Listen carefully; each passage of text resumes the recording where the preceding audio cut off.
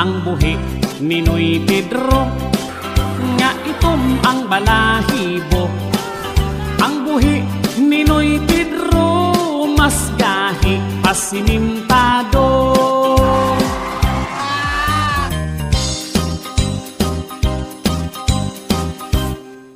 Si Noy Pedro intawon, dunay binuhing dragon.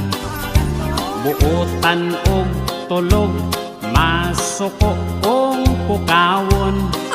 Kung imuhang higapon, mamanghag kini dayon. Ang buhi ni Noy Pedro, may pagkamalditohon. Ug sa dihang si Noy Pedro, ni sulod sa iyang kwarto. Ang dragon niyang buhi, nasa budwa gitoyo. Ibanghag siya dayon sa dragon nga bungoton. Nirisbak si Noy Pedro, itook niyag dragon. Ang buhi ni Noy Pedro, nga itom ang balahibo. Ang buhi ni Noy Pedro, mas gahi pasimintado.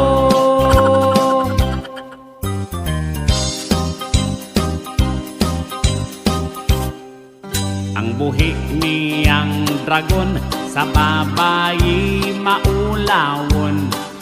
Kung makakitang gwapa, muok-ok yod hinoon. Pero bilang sumugon, mubalik sa kondisyon. Ang buhi ni Noy Pedro, dunay pagkabugoyon. O karon si Noy Pedro, sige nagkonsimisyon. Kay ang iya nga dragon, manot hoog pandugon. Musamot o kadlawon, panahon skatulogon. Dili na mahimutang, maglimbag-limbag skutson.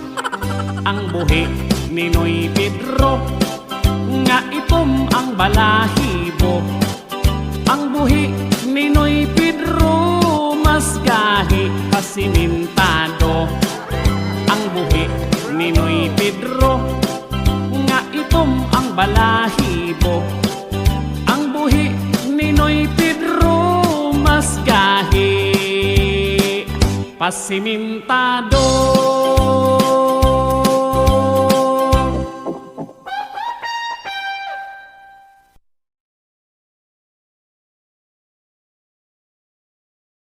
Ang buhi ni Noy Pedro, nga itom ang balahibo.